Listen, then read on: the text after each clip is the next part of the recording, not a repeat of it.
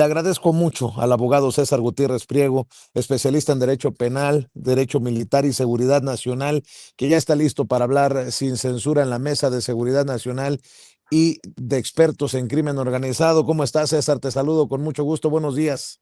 Buenos días, Vicente. Un placer estar aquí contigo, como siempre. Gracias. Déjame saludar también nuevamente al maestro Paco Cruz, más de ya casi 50 años en el periodismo. Mi querido Paco, listos para hablar de García Luna, el Mallito Flaco y bueno, todo esto que no quieren, que siguen regateando los de la oposición, que es la estrategia de seguridad. ¿Cómo estás, Paco? Gracias por ponerle siempre ese compromiso para la audiencia de Sin Censura. No, Vicente, nada que agradecer. Y César, también buenos días, pero esperemos que llegue hoy Pepe. Quedó de llegar, así que buenos días a los dos. Mientras Claro que llega sí. Pepe. Claro que sí, mi querido Paco. Pepe Reveles, flamante Premio Nacional de Periodismo. Por cierto, hay que preguntarle al maestro Pepe Reveles qué piensa de este debate de cuál es el Premio Nacional de Periodismo verdadero. ¿Quién merece el Premio Nacional de Periodismo? Vaya nuevamente nuestro ¿Quiénes reconocimiento. son los periodistas, Vicente? Es lo que digo, pues. El Premio Nacional de Periodismo Por, entregado a Hans Salazar y a Manuel Pedrero el pasado viernes. Me decías, Paco. No, es que a estas alturas, Vicente, todavía los viejos periodistas, fíjate, voy a decir entre comillas, pero periodistas, porque vivían del periodismo, siguen negando primero los méritos. Segundo, sigue negando que en los youtubers hay cualquier cantidad de periodistas y como en todos los gremios hay buenos, mejores, algunos a quienes les falta experiencia, pero Vicente, este trabajo que hacemos ahora en YouTube, este trabajo se ha hecho en México por décadas, ¿eh? De veras, déjame decirte, y con respeto a los youtubers, lo digo, tú sabes cuánto los respeto, tanto que estoy aquí, el trabajo que hacen los youtubers es el trabajo que hacían las agencias de noticias históricamente, Vicente, que trabajaban lo más cercano a tiempo real y que nunca tenían el crédito correspondiente y que seguimos usando el trabajo de hecho, por ejemplo, tú fuiste de los que iniciaron. ¿Cómo llamabas a los enviados de Sin Censura a la mañanera, corresponsales de la mañanera? Hoy seguimos teniendo corresponsales de las agencias de noticias y en esencia, aunque ya es un medio más completo, son medios más completos los periódicos a través de YouTube o de las redes sociales, se hace lo más cercano a tiempo real, periodismo, Claro. información con sus defectos, con sus virtudes, pero Vicente, es un trabajo y que llegas tú, eres de los que llegan a rescatar ese trabajo de las agencias de noticias. Pensé que ya llegó Pepe, así que Sí. buenos días otra vez.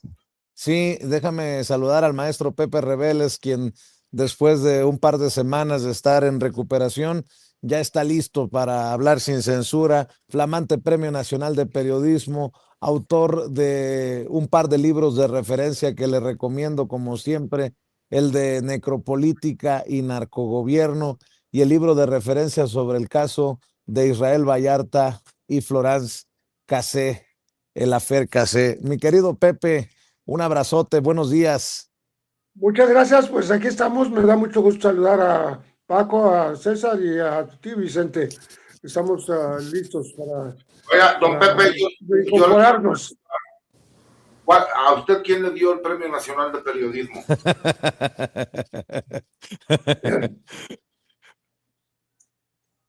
Oye, Sí, Pepe, pregunta César que si quién te dio el Premio Nacional de Periodismo. Ya ves que hay un debate ahorita de ¿por qué el premio? ¿Cuál es el premio? ¿Quién merece el premio? Y dice uno, qué estéril debate entre periodistas en este claro. gremio tan ingrato.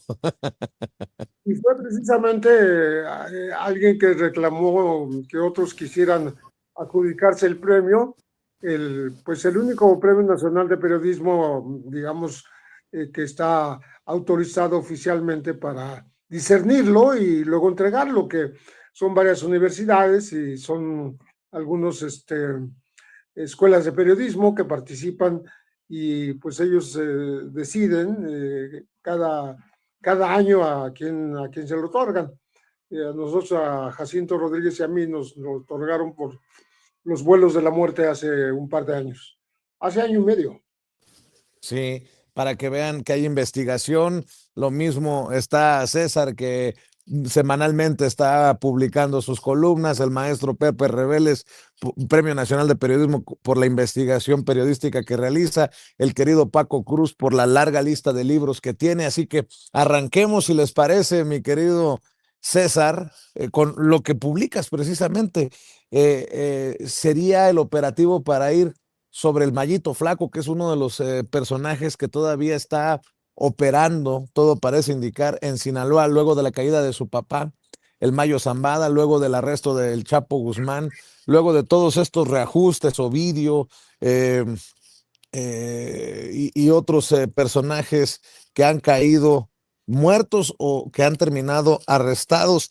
Hace unos días mostrábamos las imágenes de helicópteros bajando ahí en el Salado, la presunta detención y después liberación de una de las hijas del Mayo Zambada.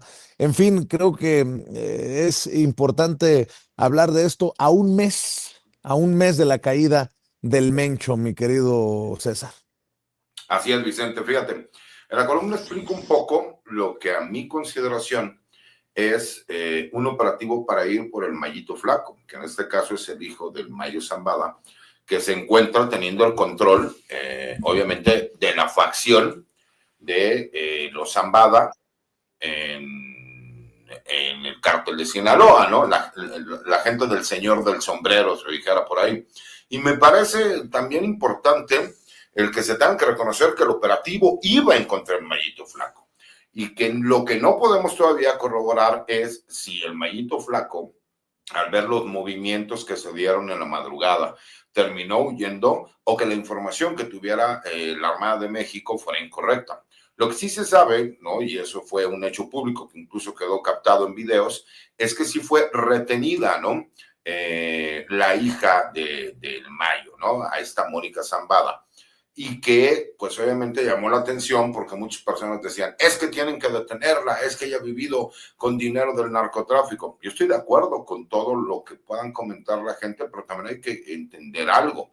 Tú no puedes llegar e inventarle un delito a una persona, aunque te caiga muy mal, si no está cometiendo un delito en flagrancia. Primera. Segunda, el que se haya llevado a cabo un operativo en el Salado, Paco y Pepe te lo pueden decir, es el bastión más importante que tienen los Zambada, no solo en todo el estado de Sinaloa, sino en todo el país. Realmente ellos son el origen de la familia, es en el Salado, ¿no? Es sumamente conocido, hay una gran serie de corridos, la fuerza que tienen, la molestia que causó dentro de la gente, pero me parece que lo importante es hacer el señalamiento, ¿no? No fue un premio de consolación, el gobierno dijo, ching, como no agarramos al hermano, ahora nos llevamos a la hija. Hubo por ahí una confusión porque resulta que fueron 3 operativos. Yo tenía conocimiento de que habían sido 2, pero escuchamos al secretario de Seguridad y Protección Ciudadana, Omar García Harfuch, hacer el señalamiento de que fueron 3 operativos diversos en el estado que se llevaron a cabo y que la gente terminó confundiendo. Hay gente que dice cómo hubo un enfrentamiento donde perdieron la vida 11 sicarios, ¿no? del cártel de Sinaloa, de esta facción de los Mayos, y resulta que la hija no tenía nada que ver. Bueno, es que fueron momentos distintos, ¿no? Y por eso, de acuerdo a la información que yo tengo, pues esos 3 operativos se llevaron porque en teoría el Mayito Flaco lo tenían ubicado en un lugar, después señala que hubo un movimiento a un segundo lugar y después a un tercer lugar. Eso obviamente todavía las autoridades están por confirmarlo, pero se tiene claro que se ha estado dando un seguimiento. Hemos visto los operativos que se han estado llevando a cabo en donde se ha estado deteniendo a gente de Nemesio Ceguera Cervantes. Incluso en este caso nosotros supimos mucho tiempo también todos los operativos que se han llevado contra la facción de los Chapitos y las detenciones que se han llevado, y me parece que ahorita uno de los puntos primordiales del gobierno de México es ir por el Mayito Flaco, porque es la facción que mayor cantidad de violencia ha estado generando y lo que quieren hacer es prevenir toda esta situación. Pero bueno, lo tratamos de explicar un poco en la columna que escribimos el día de hoy para La Silla Rota, mi querido Vicente, y pues obviamente le agradezco mucho a don Pepe, que ya está sano, fuerte y anda por acá con nosotros, que lo vemos que se ha recuperado bien, que siempre es un placer oírlo y estar aquí con él compartiendo espacio.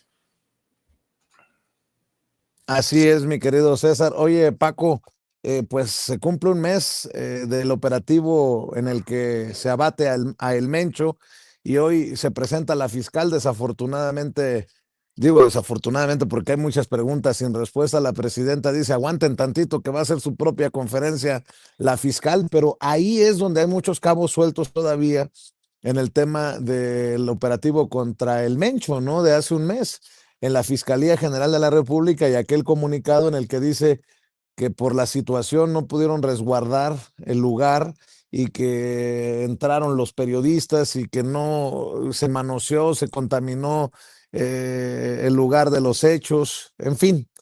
Mi querido Paco, todavía quedan muchas preguntas por responder y esas las tendrá que responder, entre otros y otras, la fiscal general de la República, Ernestina Godoy. Sí, Vicente, Pepe, César, sí, eso. Aquí lo dijimos al día siguiente, alguien falló ahí, Vicente. Y sí, es un producto de la rapidez, también hay que decirlo, y el sigilo con el que se organizaron estos movimientos que terminan con una celada para capturar a Rubén Nemesio Ceguera Cervantes, el Mencho. Pero hay una falla. ¿De quién fue? Del ejército por no avisar, de alguien de la Guardia Nacional, alguien falló y eso permitió que un grupo de reporteros hubiera entrado al lugar del crimen. Así que hay violentaron ese lugar, Vicente, de tal forma que hoy nada de lo que hay allí, nada de lo que publicaron los periodistas sirve como ninguna evidencia. ¿Quién nos dice que no inventaron la nómina del Mencho? ¿Quién nos dice que no inventaron cosas ahí? Se las llevaron, que es un robo abierto. Y me preguntan, me hicieron una pregunta, ¿tú habrías hecho lo mismo? Sí, claro, yo aprovecho. Pero de antemano hay que decirlo, eso es un delito, ¿sí? Eso es un delito. Yo lo veo por afuera como analista y digo, eso es un delito. Pero segundo, violentar una escena del crimen te hace corresponsable de un delito. Así que no, nada, Vicente, nada, pero alguien tenía que estar allí.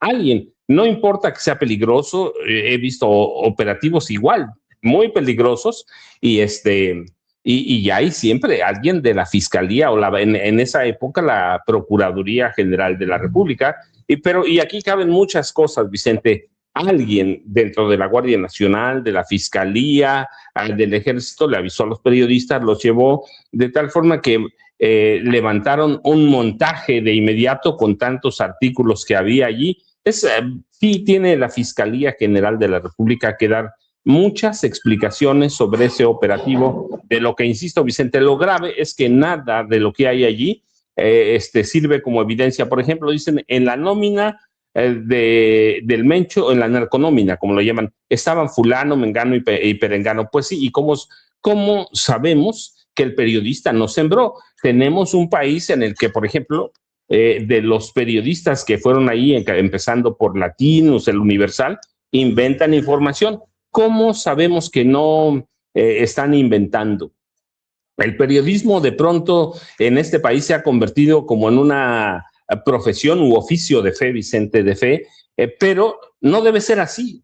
El periodismo debe estar basado en hechos y los periodistas violentaron, pero yo no lo responsabilizo, sí en parte, pero responsabilizo a quien falló en resguardar la zona de un crimen, así que tiene mucho que explicar la Fiscalía General de la República, porque hay una filtración allí del tamaño del mundo, Vicente. Y luego, mira, nada más para completar el comentario de Pepe, la Malliza no es una cosa menor, es una célula de alto impacto en la violencia en el cártel de Sinaloa, y juega un papel fundamental en la reconfiguración del narcotráfico en México después de la caída de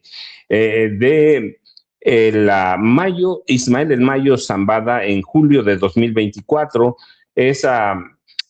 La relevancia de la célula de la Malliza radica en la resistencia interna frente a los chapitos. La célula de Joaquín Guzmán Loera, el Chapo Guzmán y otros grupos delictivos. Así que es bien importante la célula, bien lo decía César, es bien importante la célula de los Mayitos, porque eventualmente podría incluso tomar el liderazgo de todo el cártel de Sinaloa.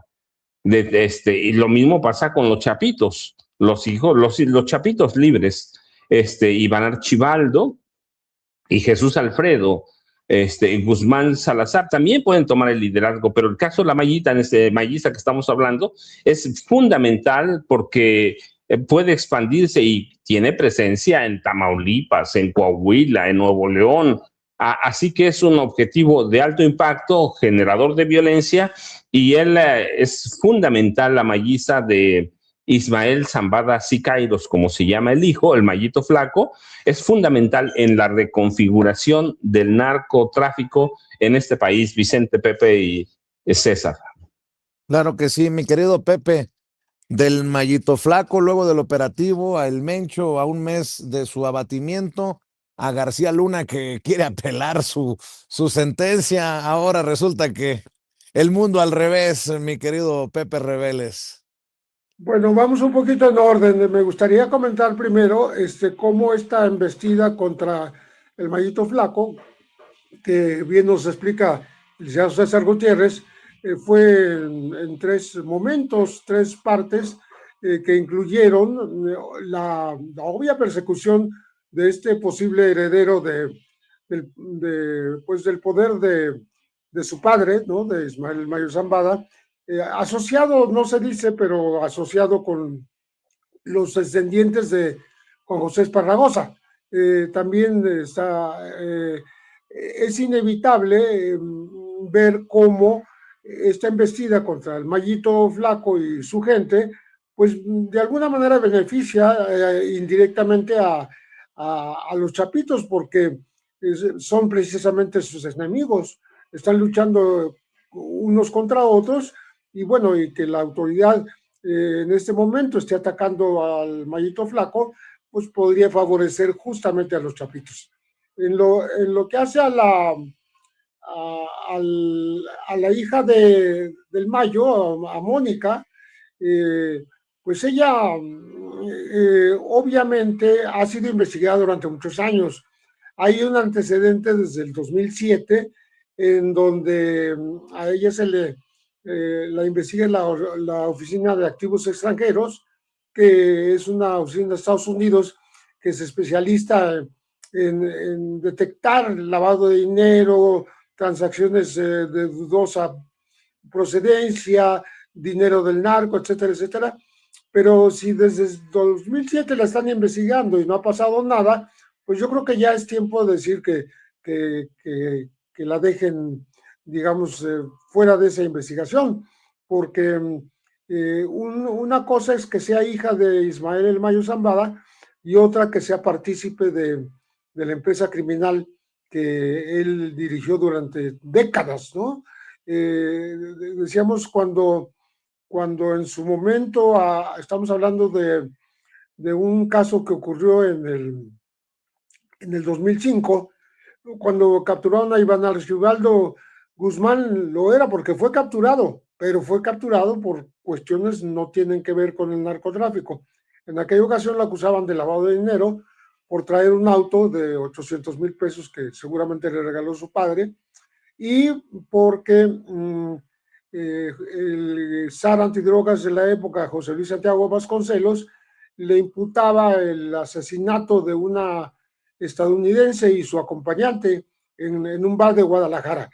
Lo discutimos incluso personalmente con Santiago Vasconcelos y él me dijo, yo te voy a dar la investigación para que veas cómo es un criminal también. Bueno, nunca me la dio, no cumplió su promesa, me hizo ir a su oficina, pero no me entregó la investigación.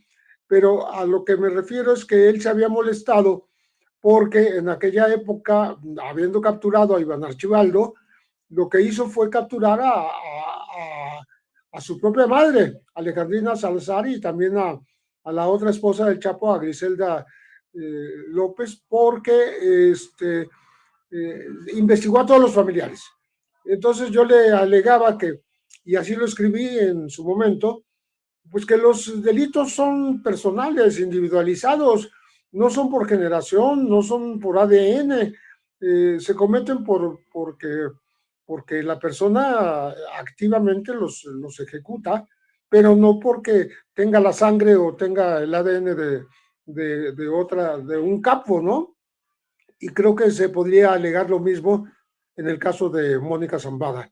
Ella no tiene por qué responsabilizarse de estas cuestiones en la medida en que no esté involucrada, que no esté metida en los negocios de su padre.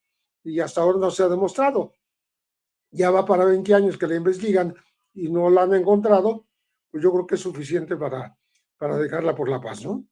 Pero bueno, y por lo que hace a la cuestión de los periodistas que, vamos a decir, que rompieron la cadena de custodia, que pudieron entrar sin que la autoridad resguardara el sitio en donde fue capturado el Mencho hace ya un mes y un día, o un par de días, que habrían hasta inventado posiblemente, como decía Paco, la lista de personas que reciben dinero del Cártel Jalisco Nueva Generación, o que en su momento hayan, digamos que, violentado pues el tipo de investigación que la Fiscalía debe hacer sin que se invada la zona de la escena de los hechos, ¿no? Creo que ahí hay que ajustar las cuentas. Me parece que el Ejército hizo un buen papel, pero también la gente se empieza a preguntar por qué, si nada más hubo unas pocas víctimas en el inicio, cuando fue herido y después moriría en el avión, en su traslado, el Mencho, porque después hubo mucho más muertos. ¿Qué fue lo que pasó? ¿Qué fue lo que ocurrió? Hacen falta muchas explicaciones. Curiosamente, explicaciones que nunca se piden por parte de los medios con respecto de operativos en donde pues el objetivo y la víctima en este caso fue un líder muy conocido del narcotráfico. De tal manera que la Fiscalía debería, por su cuenta, establecer perfectamente cuáles son los puntos y por qué ocurrieron todas las cosas que ocurrieron, de qué manera ocurrieron y por qué se permitió el ingreso incluso de los medios a la escena de los hechos, ¿no? Entonces, creo que eso es importante para dejar a la sociedad satisfecha, que no haya dudas porque en el principio incluso hasta se dudó que fuera el Mencho. Hubo varios días en que se estuvo especulando si realmente pertenecía ese cuerpo a Nemesio Ceguera Cervantes, y hasta que ya apareció un abogado en nombre de la familia, en donde reclamó el cadáver para poderle dar sepultura. Hasta entonces, digamos, se disiparon esas dudas que tanto había de un operativo que fue muy sigiloso, pero que al mismo tiempo permitió que se violentara la escena del crimen. Creo que eso hay que remediarlo cuanto antes para no dejar más lugar a especulaciones que no llevan a ningún lado. Oigan, por cierto, a mí me están cayendo a palos por el planteamiento que le hago a la presidenta, que cómo me atrevía a plantear lo de los medios independientes y el encuentro y cómo exhibimos a Pascal Beltrán del Río. Que se den por bien servidos, que se me pasó lo que hoy me recuerda el doctor Frisby. ¿Qué ocurrió hoy, un día como hoy, en 2011? Hablando de Genaro García Luna, hablando de Felipe Calderón, hablando de la violencia, hablando de temas del narcotráfico. Un día como hoy, sentó Felipe Calderón, sentó Genaro García Luna a cientos de medios de comunicación para, miren, para callarlos. 700, Vicente. El número concreto es del de 700 medios, dueños y periodistas ilustrados, como los llamaba Genaro García Luna. Por eso no hay que callarnos, sobre todo en un día como hoy, César. Hay que seguir hablando de lo que les duele a esos medios que tienen intereses inconfesables o una aversión, un problema directamente con este gobierno como el que encabeza la presidenta Claudia Sheinbaum Pardo, y seguimos avanzando porque precisamente esos medios que critican los esfuerzos que hacemos desde redes sociales, desde trincheras alternativas, son los que dicen, ya están investigando a Gustavo Petro en el Departamento de Justicia de Estados Unidos y siguen Claudia y López Obrador. O sea, vaya que si continúan estos intentos de posicionar la narrativa de que hay nexos de la presidenta y del expresidente, de los gobiernos de la 4T con el crimen organizado, César. Mira, Vicente, obviamente no te diste cuenta ayer que igual en la mañanera como que me quisieron acusar por una pues invitación. Ah, es cierto, no me, sí, es cierto, fue un intento claro de hacerte quedar mal, César Gutiérrez Friego. Exactamente, para todos los compañeros que nos están viendo, la semana pasada yo tenía una participación en Sin Censura, como todos los martes. Me tocó un caos en la ciudad, me tocó una manifestación y por más que me quisieron apoyar, tanto Ceci como Paco, me fue imposible. Porque íbamos a esta invitación para dar una plática con jóvenes estudiantes de Harvard, de Yale y del MIT, ¿no? Y cuando ya llegamos ahí, que empezamos a participar, obviamente teníamos pensado hacerlo en inglés. Nos pidieron de favor porque había otra persona que no hablaba inglés, que la pudiéramos dar un pedacito en inglés y otro pedacito en español. Y dentro de las cosas que señalé es, si algo me ha caracterizado siempre, es que a lo mejor soy políticamente incorrecto o que soy imprudente o que digo lo que pienso, ¿no? Y a lo mejor a veces es un delito decir lo que piensas. Y ahí, posteriormente, yo me entero hasta que me voy que mi amigo Vicente Serrano también había sido invitado para estar en esa plática y no tuvimos la oportunidad de saludarnos. En mi caso también porque yo no sé si no les gustó lo que declaré o por el hecho de que de repente llegaron, nos bajaron porque llegó Álvarez Maínez y nos dijeron, pues ching, ¿qué creen? Ya se acabó, espérense media hora y luego regresan. Les dije, no, discúlpenme, a lo mejor soy de las personas que tienen un problema, tengo algo que se llama dignidad, ¿no? Entonces prefiero retirarme.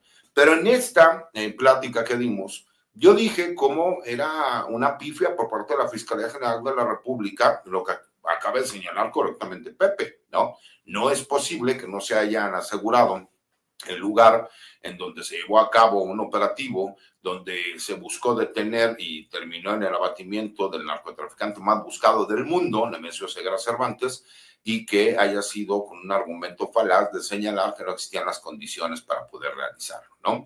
Cuando la Fiscalía General de la República es la encargada. Y eso no es ningún delito, ¿no? Ni es tampoco ningún crimen, es un señalamiento que a mi consideración es una pifia y es una falla, y que nos enteráramos 15 días después por el hecho de que, como bien lo mencionó Paco, si tú de investigaciones periodísticas te das cuenta que en teoría existe una narconómina, que el problema es que como no existe una cadena de custodia, ahora no sabemos y simple y sencillamente esa información nada más servirá como un indicio, pero no podrá ser utilizado en un proceso penal, pues obviamente a mí como ciudadano me causa molestia porque todos aquellos presuntos responsables, delincuentes de estar coludidos con este grupo criminal, pues simple y sencillamente podrían quedar en la impunidad. ¿Por qué? Pues porque no se hizo el resguardo adecuado, porque al ser contaminada la prueba se considera como una prueba ilícita y ya no podría ser utilizada posteriormente en un proceso penal. Eso es una realidad, pero también mencioné un hecho que me parece sumamente importante. Les expliqué cómo en 1971 1971 Richard Nixon hace una declaración de la guerra contra las drogas y cómo en 1973 se crea una agencia para luchar contra las drogas que se llama la DEA. Y en aquel entonces había menos de 1 millón de adictos y hoy, 50 años, un poco más de 50 años después, casi 52, estamos hablando de que existen 42 millones de adictos en los Estados Unidos. Entonces les preguntaba si se ha acabado ha funcionado la guerra contra las drogas o no. Y también les expliqué un punto que me parece muy importante, cómo México demostró, gracias a este operativo, que tenemos, obviamente, las instancias de seguridad y de protección con la capacidad suficiente, como la Secretaría de la Defensa, la Secretaría de Marina, para hacerle frente a estos retos. Y cómo, con el trabajo coordinado de intercambio de información con el gobierno de los Estados Unidos, demostramos tener esa capacidad. ¿Para qué? Para que las Fuerzas Armadas mexicanas y las autoridades civiles de seguridad pública pudieran dar respuesta a lo que se estaba pidiendo. Hace falta muchas cosas por hacer, por supuesto. No se puede acabar con la corrupción que ha permeado en este país por más de 70 años en un sexenio. Y tenemos que reconocer los resultados que ha estado dando el Gabinete de Seguridad con la estrategia de seguridad que ha planteado la Presidenta de México. Y eso es lo que no quieren ellos reconocer, por eso crean narrativas, ¿no? Y por eso escuchamos a un loquito como Simón Levin salir a decir, ya fueron por Maduro, ya van por Petro, abusados porque ahora vienen por López Obrador y por la presidenta Claudia Sheinbaum, cuando no hay un solo indicio, no hay una sola investigación, no hay un solo dato de prueba que pueda demostrar que efectivamente puede suceder un hecho como ese. Y obviamente pues sigue alimentando esas narrativas que sabemos que vienen del extranjero, que tienen que ver todo con todo esto de cuestiones geopolíticas, ¿no? En donde Donald Trump pues está enfocado a un público en específico y a una negociación, obviamente, del Tratado de Libre Comercio entre Estados Unidos, Canadá y México para sacar provecho de una negociación ríspida. Pero la realidad es que no existe no solo un solo indicio. Nadie puede negar que los resultados que se han estado dando en la lucha contra el crimen organizado en estos momentos son los mejores en los últimos 40 años del país. Y eso es con datos, no relatos. Y eso es lo que no pueden ellos aceptar, porque si la popularidad de la presidenta sigue subiendo, si vemos a unas Fuerzas Armadas fuertes que están dando resultados en la lucha contra el crimen organizado, si vemos a un secretario de Seguridad Pública que tiene credibilidad, que convence a la gente del trabajo que se lleva, que reconocen que hace falta mucho por hacer, pero que la estrategia va avanzando, que vemos operativos enjambres en diferentes estados de la República. Eso, por supuesto, pues políticamente evalúa muy bien al gobierno de la presidenta Claudia Sheinbaum. Entonces, no le puedes conceder nada al gobierno actual y politizas un tema, porque saben que muchos de estos partidos muy posiblemente desaparezcan para el 2027 o el 2030. Entonces, vemos cómo nuevamente se pervierte la cuestión política. Y como lo he dicho, no es aplaudir y decir, bravo, ya acabamos con la delincuencia. No, falta mucho por hacer, pero las bases de lo que se tiene que llevar a cabo, la forma profesional de cómo se realiza el trabajo, las investigaciones serias, contrastan con que salga una Fiscalía General de la República, y hay que ser muy claros, son mandos medios, no estoy diciendo que sea la fiscal Godoy, obviamente, pues ella es la que representa a la Fiscalía General de la República, pero es una realidad que hubo una pifia. Y reconocer eso creo que nos hace más grandes, incluso como gente de izquierda y como analistas, porque tenemos que decir las cosas como creemos que son dentro de un análisis serio, mi querido Vicente, Paco y Pepe. Voy contigo, mi querido Paco, en la segunda vuelta en esta mesa. A ver, no te escucho, mi querido Paco. Ayúdame, por favor. Discúlpeme, yo tenía apagado el... Mira, voy a regresar a lo que decía César, pero la cuestión cuando le haces la pregunta a la presidenta sobre el modelo que la prensa independiente, la prensa alternativa, hay un comentario. Primero voy al comentario en el chat en vivo, dice, no necesitas darle un cebollazo a Vicente. No, yo les he dicho, en este país, Vicente, había 2 agencias de noticias, había más, pero 2 que son las más, Notimex, que ya desapareció, la agencia de noticias del Estado, y estaba Infocel, la agencia de noticias de Reforma. En los 2 trabajé. Ese trabajo no se veía en ningún lado, aunque todos los periódicos traían Notimex, algunos Infocel, que es para mí la agencia noticiosa más lucrativa que ha tenido este país, tanto que en 2000, cuando la venden los Junco, a un grupo de españoles, la venden en $500 millones, ¿sí? Y de ahí sale Ramón Alberto, ya te platiqué la historia, no le da nada y se enoja Ramón Alberto y se va echando a perder poco a poco, no sé si antes estaba echado a perder, pero pero teníamos esas dos agencias, Internet como tal en este país tiene sus primeros intentos ya como medios de comunicación en 2000. En 2000 nacen los sitios de Reforma, del Universal, pero siguen siendo los mismos. Solo llevaban a Internet sus periódicos impresos y luego lo bañaban con algunas notas, pero todas oficiales. Lo mismo, la misma política del Universal, lo mismo Reforma, y hay un boom de periodistas en Internet en 2000. Pero todos se mueren, Vicente, todos, porque pensaban que iba a ser el gran negocio Internet. Se muere. Y pasa 2001, 2006, hasta 2010 empieza a haber intentos de retomarlo y hasta que llegan, primero llegas tú, hay un boom en serio de medios de comunicación en tiempo real. Medios de comunicación con formato de periódico digital, periódico televisivo, periódico impreso, eso es lo que es.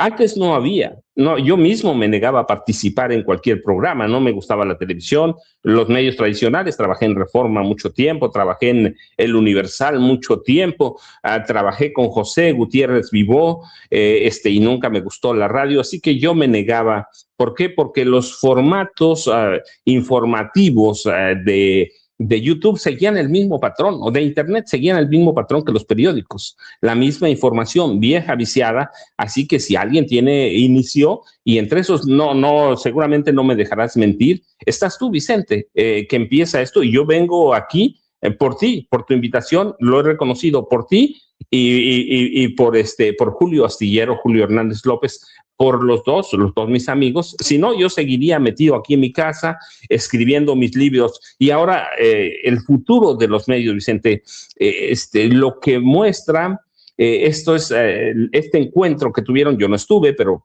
tengo una idea de lo que trataron, es la necesidad de generar ingresos publicitarios, convirtió a la vieja prensa histórica, aquellos 700 medios que hablábamos, convirtió la noticia en un producto comercial, priorizando el sensacionalismo, la corrupción y el silencio sobre la veracidad de la noticia. Y en este caso, la prensa vieja lo hacía ¿para qué? Para obtener más clics. Y luego estos viejos medios, cuando aparece Internet, siguen con sus viejas políticas, actuar como difusores de propaganda para intereses políticos, creando noticias falsas que refuerzan narrativas específicas o atacan a críticos, y hay de pronto hay una especie de velocidad contra calidad y corrupción. La inmediatez de las redes sociales hace que la información falsa se propague rapidísimo. Y en eso se volvieron especialistas quienes en la prensa vieja, que hoy fabrican cualquier cantidad de noticias falsas o fake news, como les dicen, que es lo mismo, ¿vale? Solo la traducción, y sacrifican la veracidad por la verificación, la veracidad. ¿Por qué? Por cuestiones económicas. Por cuestiones económicas hay manipulación, hay sesgos, y si alguien inició, en este caso, sitios de noticias independientes, alternativas, solo hay que reconocerlo, porque el futuro del periodismo mucho está aquí. La vieja prensa no va a cambiar. Hablamos de esos 700 medios, los sentó Felipe Calderón por órdenes o sugerencias de Genaro García Luna para formarle. Eso sí lo sé, porque viene en Genaro García Luna, el señor de la muerte, viene ahí.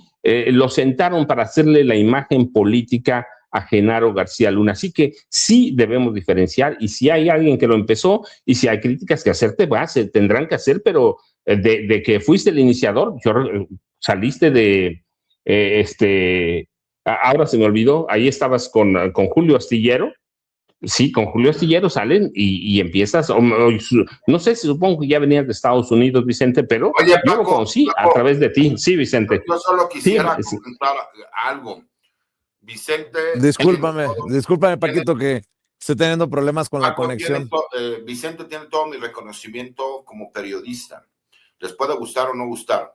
Lo que sí tengo que reconocer es que es muy mal cliente, cabrón. O sea, no hace caso a lo que le pides, se pasa todo por el arco del triunfo. Entonces, es un gran amigo, es un gran Lo bueno es que no puedo, lo bueno es que no puedo escuchar porque algo ha de haber dicho de mí César Gutiérrez Priego, ¿eh?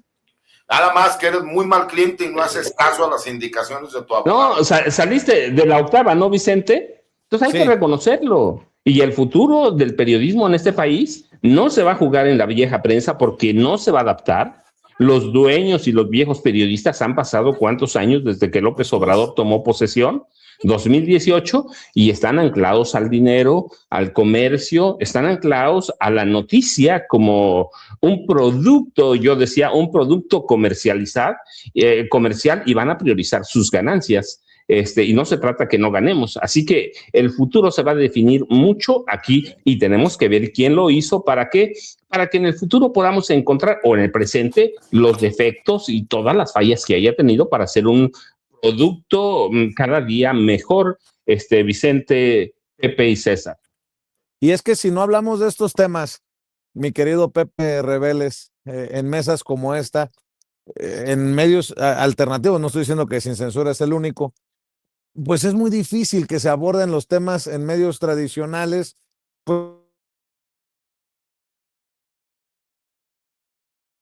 Que ustedes le aportan a la mesa, Pepe Reveles, regreso contigo. Sí, nos faltó comentar un poco lo que dijiste de Genaro García Luna, que insiste en que le rehagan su juicio en los Estados Unidos y eventualmente le cambien la condena, porque esta que le aplicaron propiamente lo va a tener de por vida en prisión. Y me parece que hay una especie de acto fallido, una redacción que hubo diciendo el capo Genaro García Luna. No exactamente era un capo, pero sí lo era, pero era un capo desde el poder, era un capo protegido por su cargo y protegido por las autoridades y por Felipe Calderón. Era un capo en la medida en que operaba como tal en favor del cártel de Sinaloa. Le hacía el trabajo sucio al cártel de Sinaloa. Incluso le mataba enemigos, o sea, le mandaba policías federales a hacerle operativos en donde se trasladaba droga o se peleaba en contra de cárteles enemigos. Entonces, todo eso sí lo hace un capo. Y yo dudo que Estados Unidos le dé la posibilidad de rehacer este juicio y sobre todo pues que esto redunde después en una reducción de la condena que ya se le impuso en los Estados Unidos. Todo es posible en aquel país, pero me parece que en el caso de Genaro García Luna sería demasiado descarado que después de que las acusaciones provinieran exactamente de Estados Unidos, o sea, en México nunca fue juzgado, en México nunca fue puesto ante la autoridad, ante un juez, ante un ministerio público. En cambio, Estados Unidos sí lo colocó como lo que era, un delincuente que protegía el cártel de Sinaloa. Pero lo protegía no nada más de palabra, lo protegía con sus actos, con sus propios 40,000 policías bajo su mando, que los ponía al servicio de los capos y les hacía el trabajo sucio de limpiar de enemigos ciertos territorios y de transferir cargas de droga de manera ilícita, incluso en vehículos oficiales. Entonces estamos hablando de un gran operativo sexenal que encabezó ahora sí lo puedo llamar así, capo de capos, Genaro García Luna, que logró darle justamente esa categoría con la cual nuestro compañero Paco Cruz lo llama el Señor de la Muerte. ¿Por qué? Porque además también gobernaba con lo que yo llamo en mi libro la necropolítica, o sea, hacía un trabajo de muerte que ayudaba a sus propios fines y que ayudaba a los fines del cártel de Sinaloa. Es por eso que está en Estados Unidos, no por otra cosa, ¿no?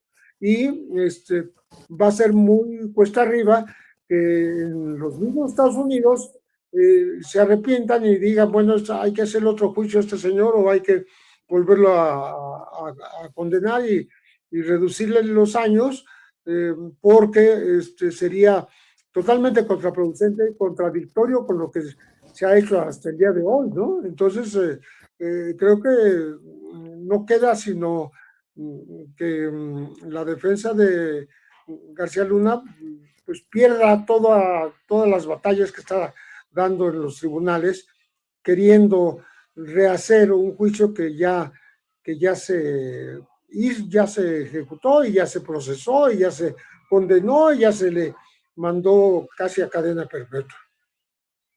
Pero que no se nos olvide que también en Estados Unidos, en Estados Unidos de Donald Trump, está el caso de Orlando Hernández, que fue indultado por el presidente y que hoy está libre a pesar de ser señalado de narco expresidente de Honduras. Querido Pepe, me da mucho gusto verte de regreso ya dando la batalla. Yo le recuerdo que el maestro Pepe Rebeles no está en redes sociales, pero siempre, siempre con sus punzantes comentarios, desde la experiencia, más de 50 años en el periodismo, el flamante Premio Nacional de Periodismo y autor de Necropolítica, un libro que hacía referencia el propio Pepe hace unos minutos, Necropolítica y Narcogobierno de Pepe Rebeles, le recomiendo este libro, y el de referencia por el caso Franz Cassé e Israel Vallarta, el Affaire Cassé, ahí está siempre la obra del maestro Pepe Rebeles. Te mando un abrazo y espero que ya estés al 100% recuperado, Pepe, y nos vemos aquí la próxima semana. Ahí vamos muy bien, muchas gracias, muchos saludos a César, a Paco, a ti Vicente, y gracias por todo.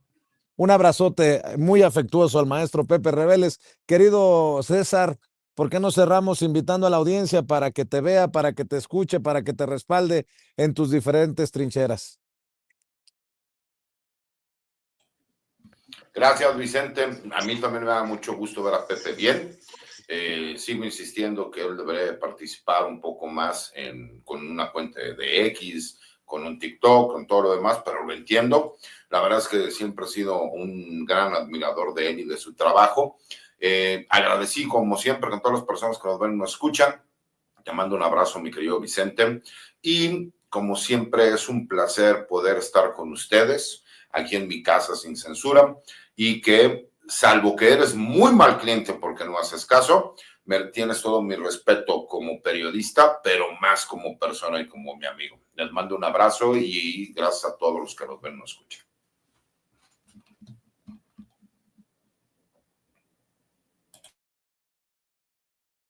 Desafortunadamente, Ceci, no sé si soy yo, pero no he escuchado. A ver, mi querido César, ayúdame con el audio. Pensé que yo era el problema. ¿O a quién se refiere Ceci? Tenemos... bueno, me dice que sí. Ha de ser un problema con el sistema, mi querido César. Te ofrezco una disculpa, le ofrezco una disculpa a la gente que nos está viendo y escuchando. Te mando un abrazo, César. Te mando un abrazo, Pepe. Cuídense mucho, nos vemos el próximo martes. El maestro Paco Cruz acaba de informarnos que como está en el rancho, en el pueblo, ha perdido el servicio eléctrico y es por eso que se cae también el servicio de internet. Déjenme saludar a Toño Ruiz porque está a punto de